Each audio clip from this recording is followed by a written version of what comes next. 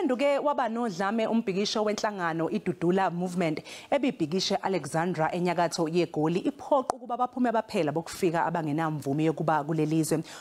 Ukuthola ke ngokwenzeka njengamanje sixhumana nentatheli yezindaba zeSABC uCriselda ohambisana nomthwebuli wezithombe uHerbert Memela.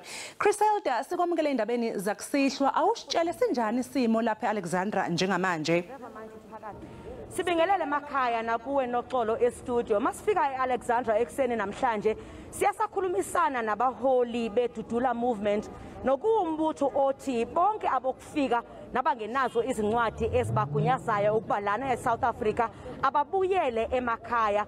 Kuma clashes ke noxolo abekhona phakathi kwabokufika nalabo baseSouth Africa kulimele about 8 esukubonile ukuthi abokufika bebezivikele namatye nezinduku noxolo ekuhambeni kwesikhathi kube sekufika amaphoyisa ezovikela izitolo emva kokuthi bese beqala ukuvala izitolo bexosha abathengisa emgaqweni.